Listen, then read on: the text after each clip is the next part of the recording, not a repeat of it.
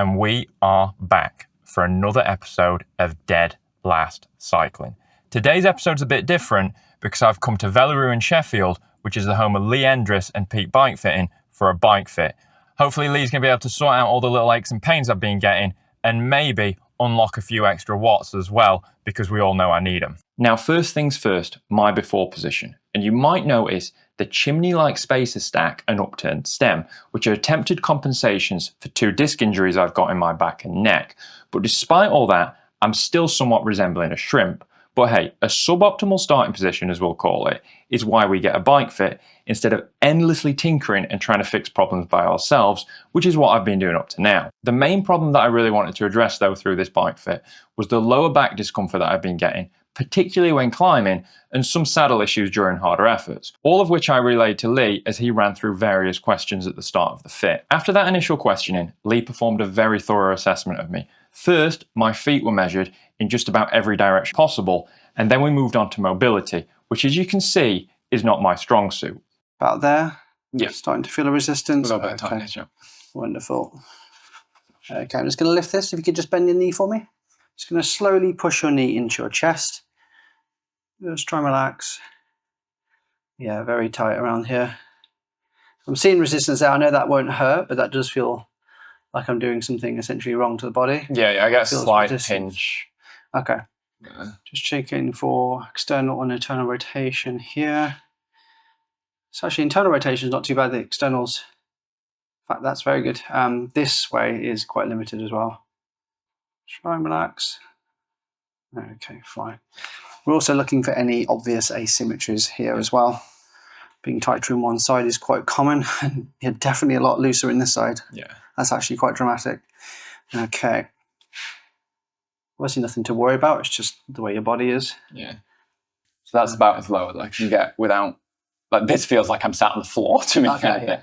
And that, do you feel like that's the tension from the back as well? No, this is my hips. It's the hips? Okay. There's hips and this is the hips where I'm limited on. Can you just come back up for me? Can you just do a few, just in sequence? Okay. Perfect. And again, a lot more movement in that left knee. And again, you're going over to that right hip. Interesting. One more for me. Yeah, perfect. Okay. Take a seat for me.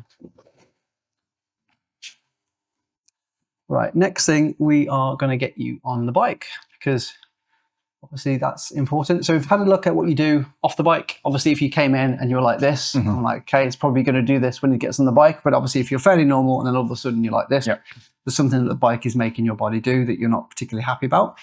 So now that Lee had been introduced to both the disaster that is my right hip and posterior chain and my atrocious capacity to squat, it was time to get some pedaling done with various sensors attached to detect all the important angles. Just going to try and find your lateral femoral condyle, center of your knee.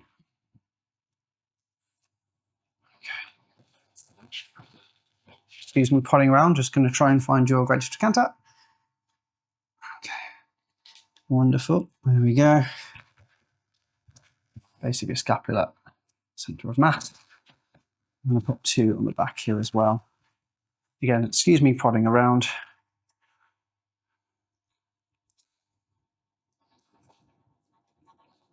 Wonderful. Okay, so if you can pedal for about 2 or 3 minutes, I'm going to get some footage, make some notes, and I'm going to come and ask you some questions while you're pedaling. All right? From there, Lee filmed me pedaling, first from the left side and later from the right side. And if you're going to get a bike fit, it's important to go with someone who is going to be thorough in checking both sides, because whilst everything might look all hunky-dory from the left, the right side can be very different and vice versa. And that was the case with me, as pretty quickly we discovered a good 5-degree or so discrepancy between my leg extension, with my left leg extended quite a bit more than my right. After we had some base footage recorded, Lee ran through some more questions. Keep pedaling for me, George. I'm just going to ask you some basic questions. So hand pressure, would you describe it as high, medium, or low? Medium. Medium? And medium to medium low, yeah. Is it like a pressure there or the heel of the hand? Heel. Heel. In both? Equal? Probably a little bit more on the left. Talking about the feet, do you feel like you're pressing down with the whole foot, or do you feel like you're pushing with the small bones in the foot? Probably the whole foot. The whole foot. Maybe slightly forward of the middle of that. And you know that thing you said about the right foot feeling generally looser? Do you feel like you have more perceived float in the right-hand side? Or does that not? I mean like pedal float or my foot? Pedal float. So do you feel like you have more movement essentially in the right-hand side? Or does that not translate? Yeah, my left foot just is completely planted, whereas my right foot, I feel like my heel kicks in. And with the saddle, are we talking about two distinct pressure points towards the back or more towards soft tissue at the front? I would say it's probably more for, like, there's distinct at the back and then pressure at the front as well. Do you feel like you engage with one side of the saddle more than the other? Probably the right side. It's probably where I feel more pressure right now than... Would you describe the saddle as comfortable? It's not uncomfortable, but it's not, it's not a dream. And last question, hands, feet, saddle. Which are you most aware of? Saddle. Saddle. Okay. Yeah, stop padding. After that, it was time for measurements and adjustments. Lots and lots of adjustments. And I didn't film everything because this would end up being a feature-length film if I did. One of the things I neglected to film was trying out a variety of saddles to test my interaction with different shapes and designs, which whilst not resulting in a change on the day, was very helpful and would have been even more helpful if I'd pulled the trigger on a bike fit 6 months ago, when I spent about a month testing out a good 6 or 7 saddles until I landed on one that was comfortable. After the saddle testing, we moved on to trying out different handlebar widths, stem lengths and hood positions with a very cool adjustable contraption that allowed for easy tweaks.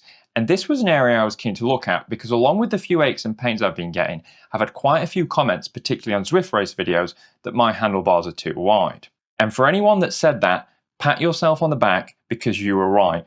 They were too wide, and quite significantly, because through this fit, I've gone from a 42cm bar that had what I'll describe as an adventurous drop section to a much more compact 40cm bar, which because of the different measuring conventions is about a 3cm reduction in effective width. The result of that is that my shoulders feel a lot more relaxed and natural. But that's not all we changed. Lee made a lot of adjustments, which on paper might seem small, but if American football's a game of inches, bike fitting is a game of millimeters. So what are those adjustments? Bars, as I've said, are effectively 3cm narrower with much more accessible drops. My saddle height is increased effectively by only 2mm, but it's gone forward a massive 1.9cm, which combined with bar and shifter adjustments has reduced my reach by around 13mm and added a few more millimeters drop between my saddle and bars. On top of that, Lee also adjusted my cleats further out to increase my stance width. All this comes together to give me a more open hip angle and a more natural shoulder position, which hopefully, combined, will make my problematic right hip and lower back much happier. Now, if we look at this before and after, my neck is a lot more visible on the after, and I look a little bit less like a shrimp, so it's a good start. Time will tell how this will translate out onto the road and into Zwift races, but like with anything, your body gets used to dysfunction, so I'm not expecting to instantly feel like I'm floating on a cloud, but the early signs are good. The day after the fit, I went up to Home Moss and did 5 reps with very little backache compared to how I felt the previous week. As always guys, thanks for watching, I really appreciate it. If you could like, comment or subscribe, I'd be very grateful.